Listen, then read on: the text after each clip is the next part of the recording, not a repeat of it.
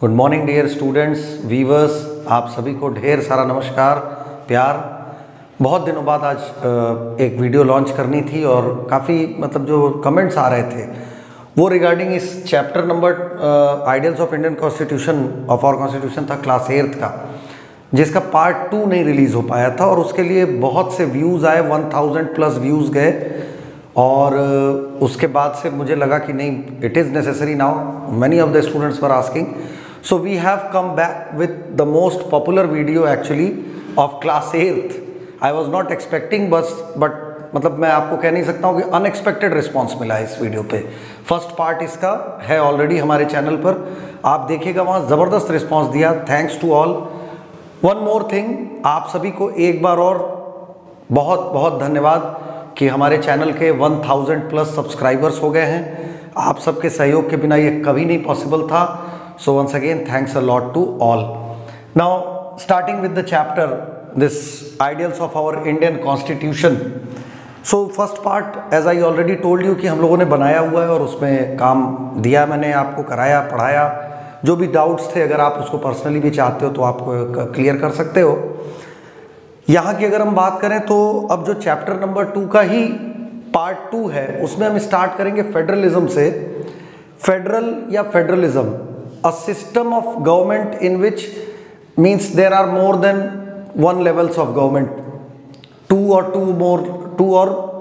more than one, आप ऐसे कह सकते हो, 3 भी हो सकती है, more than one है, it may be 2, it may be 3.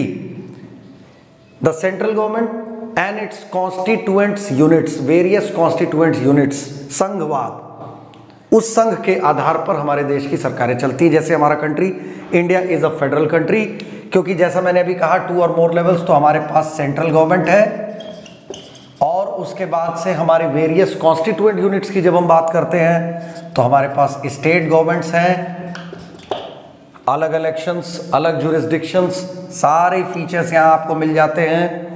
अपने देश में तो लोकल सेल्फ गवर्नमेंट भी है, so we are having 3 tiers of government. Local self भी है अपने पास, तो यहाँ पे लोकल सेल्फ गवर्नमेंट भी है हमारे पास। So it proves that we are a federal government, separate jurisdictions, we have lists, जो पावर है वो डिवाइडेड है, union list, state list, concurrent list में, या थोड़े बहुत रेजिडुअरी पावर्स भी डिस्क्राइब्ड हैं जो भी आए बाद में।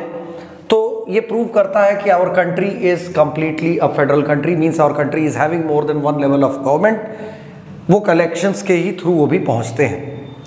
Next thing that we are going to discuss is India is a democratic republic. Yes, India is a democratic republic. Democratic republic, तो democratic republic means government जो है हमारी, that is chosen by the people. हमारी जो सरकार होगी, जो हमारे ऊपर शासन करेगा, उसे हम स्वयं चुनते हैं। हम here refers to all the citizens, आप सभी जो वोट देने लायक एडल्ट सिटीजन्स हैं 18 and above. And the government is answerable to the people, वो जवाबदेही है उनकी सरकार की, संसद के अंदर भी और बाहर भी। संसद के अंदर means within the parliament they have to answer the questions of the opposition leaders regarding the policies, regarding the budgets, regarding the funds, whatever they are going to do, they have to answer. तो एक तो अंदर की बात हो गई। बाहर का आप जानते ही हैं कि जनता जवाब तो दे ही देती है अपना भी, और उनका जवाब जान लेती है। जब चुनाव आते हैं, जब नेताजी लोग हाथ जोड़ के सामने खड़े होते हैं आपके, तो वहाँ पर जवाब मिल जाता है उनको, तो जवाबदेही वहाँ पर है। तो ये दोनों जवाबदेही मिलके हमारे देश को, चूँकि लोकतांत्रिक व्यवस्था है, तो जनता हमारे बीच में से कोई इलेक्ट हो सकता है, कंटेस्ट कर सकता है, वोट दे सकते हैं। तो ये हो गया democratic republic. Here refers to the head of the state who is not a hereditical ruler. Hereditical means ऐसा नहीं कि मेरे बाद मेरा बेटा ही राजा बने और उसके बाद उसका बेटा राजा बने, ये हेरिडिटिकल ऑर्डर हो गया रूल का। It is not so here means in a republic government means the head of the state is elected person and for a certain period of time, एक विशेष समय अवधि के लिए चुना जाएगा। जैसे हमारे देश में राष्ट्रपति चुना गया, संवैधानिक पद है, तो वो 5 साल के लिए चुना गया, नॉट मोर देन 5 years। कोई इमरजेंसी कंडीशंस है तो 2-4-6 महीने का एक्सटेंशंस होते हैं। अदरवाइज एक नॉर्मल टेन्योर हमारे पार्लियामेंट का, हमारे पूरे संसद का जो है गवर्नमेंट का, वो 5 years का होता है। तो वो इलेक्टेड हैं, हेरिडिटरी नहीं है, and for a certain period of time है। This is what republic means. Then we have one more thing, as a republic India also aims, कुछ और भी चीज़ें हैं जो एम करती है इंडिया। जैसे कुछ हमारे जो फीचर्स भी हैं, की फीचर्स भी हैं हमारे कॉन्स्टिट्यूशंस के, प्रियम्बल में आपने कई बार देखा होगा, पढ़ा भी होगा, like justice, liberty, equality, fraternity, justice कि सभी के लिए न्याय। अब हमारे पास आप देखिए कितना बढ़िया इसका एग्जाम्पल मिल सकता है कि हमारी पूरी जुडिशरी इंडिपेंडेंट है, इलेक्शन कमीशन हमारा इंडिपेंडेंट है, जुडिशरी हमारी इंडिपेंडेंट है। तो न्यायपालिका, चूंकि हम डिफरेंट ऑर्गन्स में बटे हुए हैं, लेजिस्लेचर, एग्जीक्यूटिव, जुडिशरी, सबके अपने अपने काम थे। जुडिशरी तो हमारे यहाँ अंपायर का रोल प्ले करता है ना, कि कभी किसी में कोई डिस्प्यूट हुआ, जैसे मान लो कि 3 ऑर्गन्स में डिवाइड किया हमने, पावर को शेयर किया है, तो legislature makes the law, law तो बना रहा है लेजिस्लेचर, लेकिन अगर कोई लॉ ऐसा बन गया जो पिछले किसी लॉ को डिस्टर्ब करता है, वॉयलेट करता है, तो उसको नल या वॉइड करने का काम जुडिशरी का है। मान लीजिए हमारे और आपके में विवाद हो गया, उसमें इंटरप्रेटर का काम, उस डिस्प्यूट को रिजॉल्व करने का काम जुडिशरी का है। मेरे में और गवर्नमेंट में डिस्प्यूट हो गया, उसको रिजॉल्व करने का भी काम जुडिशरी करता है। 2 गवर्नमेंट्स में ही विवाद हो गया, बवाल हो गया, उसको भी डिस्प्यूट सेटल करने का काम जुडिशरी करता है। तो जस्टिस, अच्छा जस्टिस हमारे यहाँ चूंकि डेमोक्रेटिक रिपब्लिक है तो ऑब्वियस है कि सभी के लिए न्याय की व्यवस्था एक है। तो जब आप कोई गिल्टी प्रूवन होगा तो वो गिल्टी है, इफ नॉट तो वो सभी के लिए एक ही रूल अप्लाई होगा जो है। ये एक चीज़ पार्ट आ गई जस्टिस की। तो दूसरा आता है लिबर्टी, कि हम व्यक्तिगत तौर पे किसी तरह के सब्जेक्टिव रिस्ट्रेंट्स नहीं हमारे ऊपर होंगे, किसी तरह की बंधन बाध्यता हमारे ऊपर नहीं होगी। बस वही एक चीज़ आती है हर जगह सामने कि वो हम किसी और के राइट्स को वायलेट ना कर रहे हो। तो मतलब स्वतंत्रता या स्वायत्तता का ये मतलब नहीं है कि हम दूसरे के सीने पर चढ़ के जाके बैठ जाएं जो है। तो वही चीज़, हमें दूसरे के भी लिबर्टी को ऑनर करना होगा, that is liberty. Then we have equality, equality justice for all, means जब सभी बराबर है, सभी बराबर है। हमारा कॉन्स्टिट्यूशन कहीं से भी, अभी हम लोग फंडामेंटल राइट पढ़ेंगे, वहाँ पहला राइट टू इक्वालिटी ही हम पढ़ने वाले हैं, लेकिन फिर भी यहाँ मैं इलेबरेट कर दे रहा हूँ कि we all are equal in front of law, we all are equal in all the opportunities. So equality है, समानता है। And then fraternity, a feeling of brotherhood, भाईचारे की भावना होना, ये बड़ा ज़रूरी है, भाईचारे की भावना होना। असल में जब ये भावना ही नहीं होगी तो हम एक संघ हैं, हम कई स्टेट्स मिलके holding together federation, federal system में हम होल्डिंग टुगेदर फेडरेशन है। कमिंग टुगेदर फेडरेशन होता है, होल्डिंग टुगेदर होता है, तो हम होल्डिंग टुगेदर में हैं। कमिंग टुगेदर में जहाँ कई बड़े स्टेट्स मिलके एक बिगर यूनिट बनाते हैं, they are coming together. Like USA, वहाँ सारे स्टेट्स को उतना ही पावर होता है जितना सेंट्रल गवर्नमेंट को होगा। हमारे यहाँ होल्डिंग टुगेदर है, central government tends to be more powerful. तो इस तरह की फ्रेटर्निटी हमारे यहाँ, भाईचारा जब तक नहीं होगा, अगर हम अपने ही देशवासियों से जलने लगे या उनके प्रति द्वेष या ईर्ष्या रखें तो वो प्रॉब्लम्स क्रिएट कर देगा। So this is one part means regarding जहाँ से मैंने पिछला समाप्त किया था, और फिर अब आगे आते हैं फंडामेंटल राइट्स पर। So now fundamental rights, right to equality, अभी जस्ट हम लोग डिस्कस कर रहे थे राइट टू इक्वालिटी के ही बारे में। तो राइट टू इक्वालिटी जो समानता का अधिकार है वो एनश्राइंड है हमारे आर्टिकल 14 to 18 में हमारे कॉन्स्टिट्यूशन के। और इसके तहत जैसा मैंने अभी पहले भी आपको कहा कि वो टॉपिक ही रिपीट हो गया कि everybody is equal before law. तो वो कोई भी हो, वो प्रधानमंत्री है, वो एक साधारण व्यक्ति है, वो मुकेश अंबानी हो, हम लॉ के सामने बराबर हैं, उसी तरीके से पेश होंगे। और अगर कोई क्लॉज या लॉ वायलेट कर रहे हैं हम और उसके एविडेंसेस हैं तो the punishment is same for everybody. उसमें किसी तरह का कोई कास्ट, क्रीड या उस आदमी की इकोनॉमिकल स्टेटस के बेसिस पे किसी को कोई रिलैक्सेशन नहीं मिलने वाली है। ये हमारा कॉन्स्टिट्यूशन गारंटी करता है। This is what equality is. Then we have weaker sections also. चूँकि हम सभी के पास ये एक सुविधा मिल गई कि हम चाहे किसी भी कास्ट के हों, किसी भी रेस के हों, हम सब बराबर हैं, हर जगह हमें बराबर की सुविधाएं मिलेंगी। दूसरी चीज़ आती है कि उसी में जो वीकर सेक्शंस हैं उनको प्रिविलेज्ड करने के लिए, उनको सहूलियत देने के लिए, because they have been discriminated for a very long time, तो उनकी कंडीशंस को सुधार करने के लिए रिजर्वेशन जैसे सिस्टम को लगाया गया, जिससे कि उनको प्रॉपर एजुकेशन, जॉब्स, इनमें रिजर्वेशंस देकर उनको अपलिफ्ट किया जा सके, उनकी कंडीशन को भी अपलिफ्ट करके हम उनको बराबर समाज के मुख्य धारा में ला सकें और एक बराबरी में सभी को ला सकें। ऐसा ना हो कि कोई अपने गरीबी की वजह से या अपने पिछड़ेपन के वजह से कोई भी जो हमारी बेसिक नेसेसिटी है, जो एजुकेशन है या जॉब है या इकोनॉमिक कंडीशन है, उसको सुधार ना पाए, तो इसलिए उनको भी रिजर्वेशन सिस्टम दे दिया गया। इक्वालिटी को ही लागू करने के लिए आपने सुना होगा, पहले जब ब्रिटिश रूल था तो उस टाइम जो लोग बहुत करीब होते थे ब्रिटिशर्स के, या जो बहुत बड़े आदमी रईस वईस होते थे, तो इन लोग को टाइटल्स अवार्ड की जाती थी। तो बड़े शान की चीज़ मानी जाती थी कि राय बहादुर राय साहब, खान बहादुर खान साहब, इस तरह की चीज़ें titles.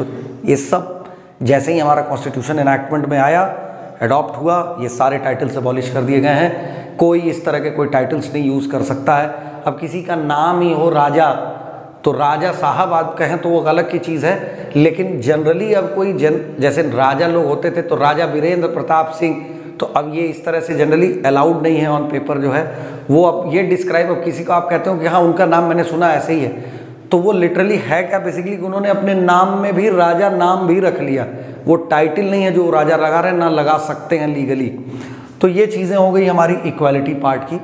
Then coming on to right to freedom, देखिए स्वतंत्रता है, बहुत तरह की स्वतंत्रता है, चूँकि स्वतंत्रता एक तरह की नहीं है। फ्रीडम तो है ही, हम फ्री हैं इस कंट्री में, पूरी तरह से हम स्वतंत्र हैं। पहला, right to freedom of speech and expression, हमें अपनी बातों को व्यक्त करने का, कहने का पूरा पूर्ण अधिकार है, हम उसके लिए स्वतंत्र हैं।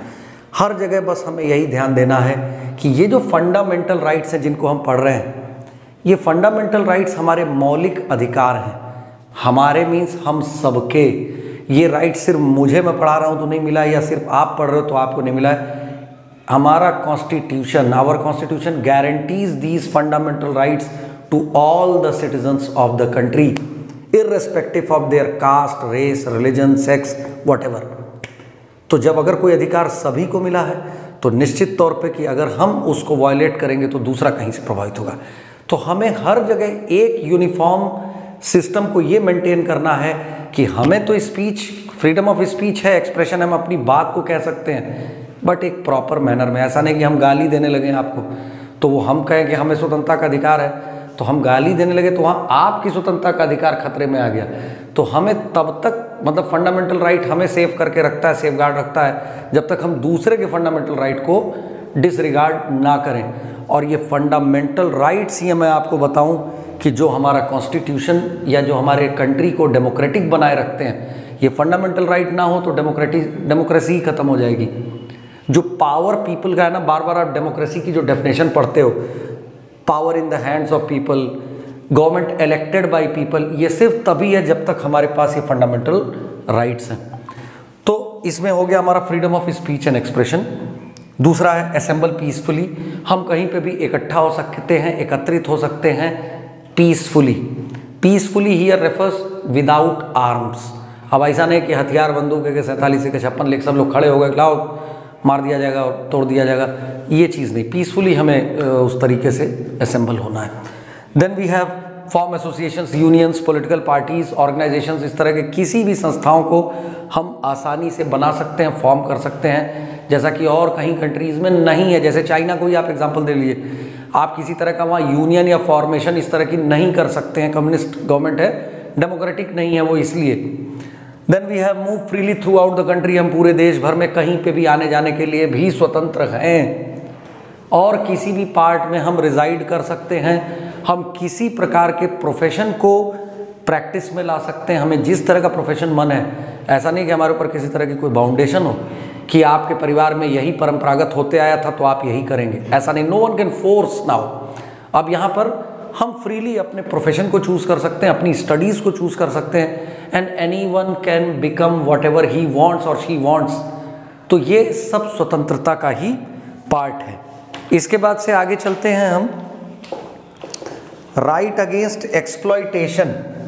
देखिए, अगर मैं आगे की बात करूं, एक्सप्लॉयटेशन, कि अगर हमारा शोषण हो रहा है, किसी तरीके से हम एक्सप्लॉइट हो रहे हैं, राइट अगेंस्ट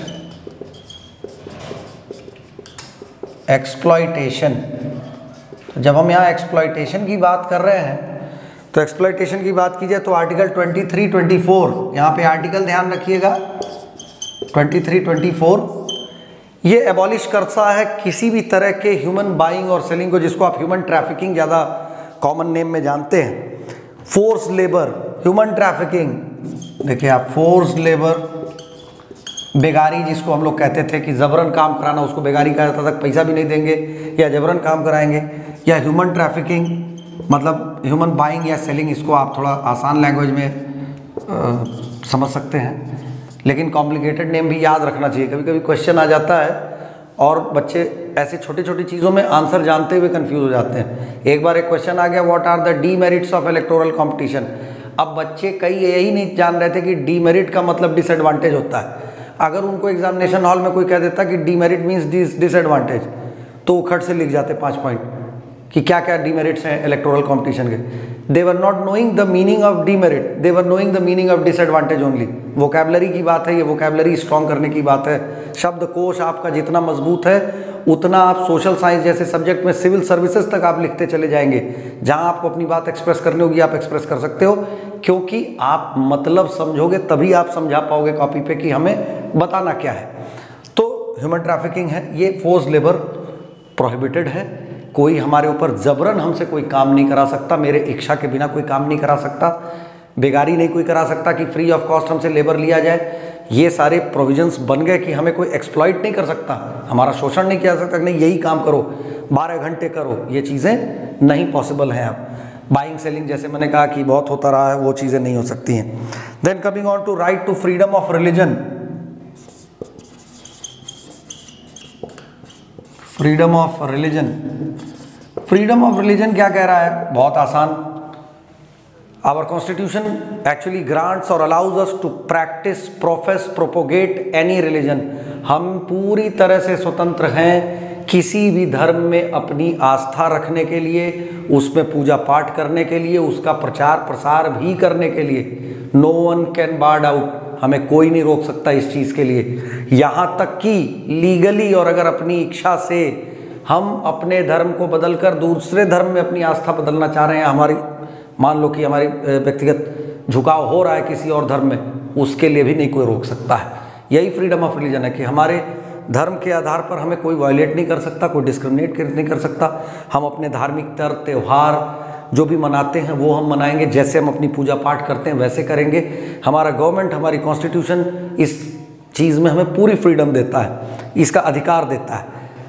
तभी सिर्फ गड़बड़ है जब अगर किसी प्रलोभन, किसी लालच को या किसी दबाव में किसी का धर्म परिवर्तन कराया जाए, वहाँ गड़बड़ है। या उसी जगह पर राइट हमारा फिर यहाँ पे भी वायलेट होगा कि हम अपने धर्म को अच्छा माने, कोई दिक्कत नहीं है, हम उसका सम्मान करें, पूजा करें, पाठ करें। दूसरे के धर्म में हमें नहीं भी इंटरेस्ट है तो कोई बात नहीं, ऐसा गारंटी नहीं कॉन्स्टिट्यूशन दे रहा है कि दूसरे का भी सम्मान करिए, लेकिन एक्चुअली तिरस्कार आप नहीं कर सकते, वो उनके भी व्यक्तिगत आस्था की बात है, कोई किसी धर्म का हो। तो ये हमारा right to freedom of religion है। हमारे देश में वैसे भी कोई स्टेट का रिलीजन नहीं, हम सेकुलर हैं, तो ऑब्वियस है कि हमारा देश जो है किसी एक धर्म विशेष के लिए नहीं है। तो गांधी जी ने इस तरह के सिस्टम को ही बना दिया था आज़ादी के बाद से कि यहाँ सभी रह सकते हैं, सभी धर्मों के लोग समान तौर पे एक अधिकार पाएंगे और इस तरह का कोई धार्मिक शोषण नहीं होगा। या जैसे कई मुस्लिम कंट्रीज़ हैं, कई क्रिश्चियन कंट्रीज़ हैं, तो हमारी ऐसी कोई हमारा स्टेट इस्लामिक स्टेट या क्रिश्चियन स्टेट या इस तरह से नहीं है। हम एक सेकुलर कंट्री हैं जहाँ सभी धर्मों के लोग रहते हैं और सभी को बराबर धर्म का अधिकार है। हाँ, प्रलोभन देके अगर कराया जा रहा है कि जबरन कि ये लो 10 लाख रुपए ले लो और ये बन जाओ, हमारे धर्म में आ जाओ, या ये 10 बीघा ज़मीन दे रहे हैं ये बन जाओ, ये गलत है, इसके खिलाफ एक्शन होगा अगर ऐसा कोई कर रहा है तो। Then cultural and educational rights. अब कल्चरल और एजुकेशनल राइट्स जो है वो भी काफ़ी हद तक इस right to freedom of religion से मैच करता है। कल्चरल एंड एजुकेशनल राइट्स जो है हमारा, ये कहता है ये कि भाई हम अपने कल्चर को फॉलो करने के लिए फ्री हैं। आप सबको अधिकार मिल रहा है कि आप अपने धर्म, अपने त्यौहार जिस तरह से मनाते होगी, उसमें जुलूस निकलता है, इसमें त्यौहार निकलता है।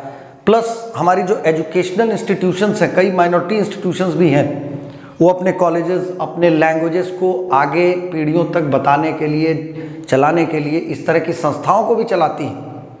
तो उनको भी पूरी तरह से फ्रीडम है कि वो अपनी ऑर्गेनाइजेशंस, जो भी गवर्नमेंट के रूल्स नॉर्म्स हैं, जो नियम कानून बने हुए, अगर उसके दायरे में रह के वो काम कर रहे हैं तो डेफिनेटली उनको भी कोई रोक नहीं सकता है। जैसा कि यहाँ हमारा आर्टिकल 2930 कहता है, to develop and preserve their culture every religion is free, कि आप डेवलप भी कर सकते हो। प्रिजर्व मीन्स उसको बचाए रखना, सुरक्षित रखना अपने धर्म को।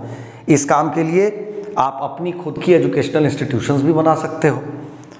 Then we have right to constitutional remedies. ये देखिए, कॉन्स्टिट्यूशनल रेमेडीज। डॉक्टर अंबेडकर ने कहा था इसको soul of all the rights. ऐसा क्यों कहा?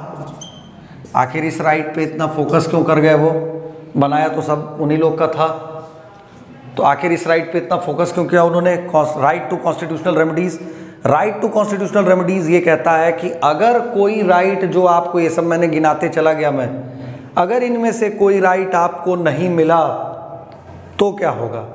है तो ये किताब में ऑन पेपर, ऐसा कोई आदमी तो है नहीं कि हम गए भैया हमारा अधिकार ये दिला दो, ऐसा तो कोई व्यक्ति है नहीं।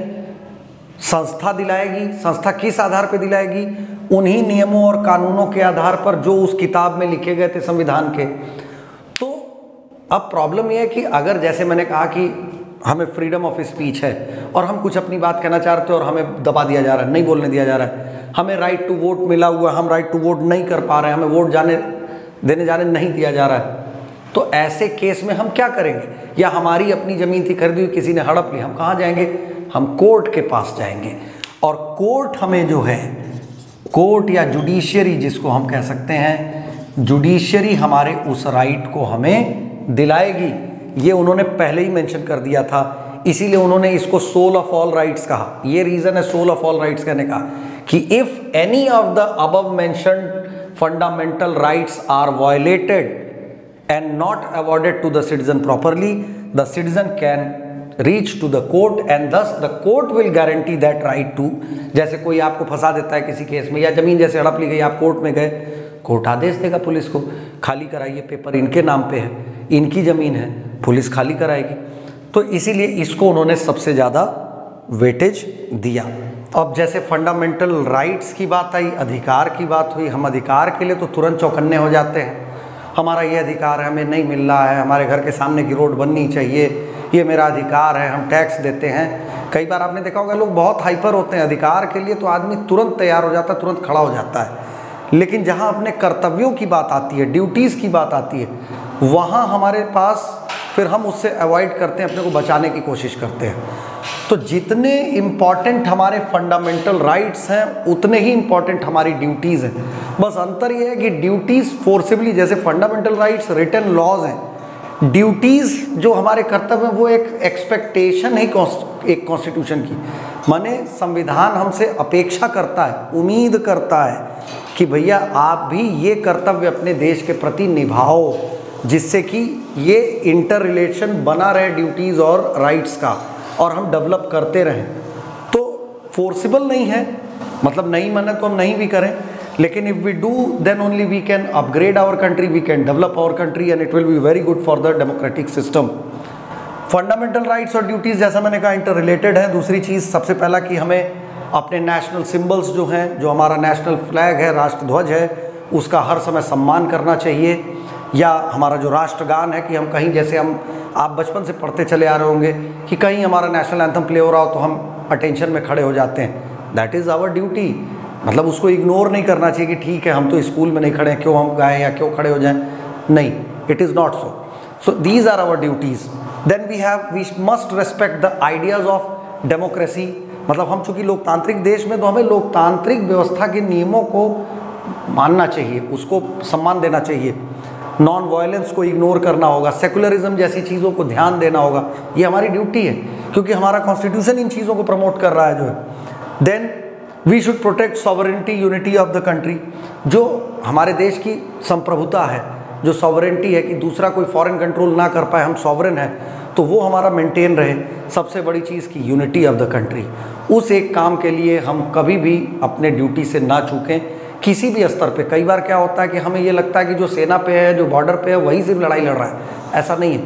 बहुत छोटे छोटे मुद्दों पर रोज़मर्रा के जीवन में, समाज में भी हम अपनी ड्यूटीज़ को निभाकर उतनी ही बड़ी सेवा कर सकते हैं देश की। क्योंकि जब तक अंदर से नहीं मजबूत होंगे देश में, तब तक वो हमारे जो वीर जवान वहाँ सीमा पर खड़े हैं, इतने विषम परिस्थितियों में खड़े हैं, देश के लिए खड़े हैं, हमारे आप के लिए लड़ रहे हैं वो, तो उनको भी मजबूती अपने आप मिल जाएगी। सिर्फ उनको बाहरी दुश्मनों से लड़ना होगा। आपस में अगर अंदर भी ये कलह कलेश मचता रहेगा, ऐसे आपस में मरना मारना चालू रहेगा, यूनिटी नहीं रहेगी, तो फिर वो बेचारे क्या करेंगे? सोचिए, अपनी जान दे रहे हैं, वो शहीद हो रहे हैं हमारे आप के लिए, हमारे आपके चैन सुकून के लिए। तो दैट वी मस्ट रिस्पेक्ट। इसके अलावा कुछ छोटी छोटी चीज़ें और हैं, जैसे हमारी पब्लिक प्रॉपर्टीज़ हैं। कई बार हम बहुत इग्नोरेंट होते हैं कि अरे पार्क की कुर्सी है, इससे क्या करना है, घर में है तो आप मेंटेन करोगे, पार्क का पब्लिक प्रॉपर्टी है, आपके हमारे टैक्सेस से ही फंड में जा रहा है, वो बन रहा है, तो हमारी ड्यूटी है कि to protect it, to preserve it. कोई ख़राब कर रहा है, कोई तोड़ रहा है तो रोकना, मना करना, समझाना, इस तरह की पब्लिक प्रॉपर्टीज़ है। नेचुरल एनवायरनमेंट्स हैं, जो भी हमारे रिवर्स हैं, फॉरेस्ट हैं, इनकी प्रोटेक्शन, प्रिजर्वेशन, अपलिफ्टमेंट। देन जो भी सोशल प्रैक्टिसेस हैं, हार्मफुल सोशल प्रैक्टिसेस, जैसे डाउरी है, एल्कोहलिज्म है, ड्रग एडिक्शन है, मैंने कहा ना कि अंदरूनी कलह क्लेश और इस चीज़ों से हमें बाहर निकलना होगा कि हम डाउरी जैसे इस सिस्टम से बाहर निकल के आए। ड्रग या एल्कोहल इतना युवाओं में क्रेज़ बढ़ते जा रहा है, हम अपने आप को ख़राब करते जा रहे हैं, पीछे होते जा रहे हैं, बीमार पड़ते जा रहा है युवा, तो फिर देश का भविष्य कैसे आगे बढ़ेगा। तो it is the need of the time कि वो ड्यूटीज़ जब हम निभाएंगे तो देश अपने आप सशक्त हो जाएगा। तो ये हमारा आज का टॉपिक था और उम्मीद करता हूँ अच्छा लगा होगा, बताइएगा कमेंट में। So thank you, keep watching.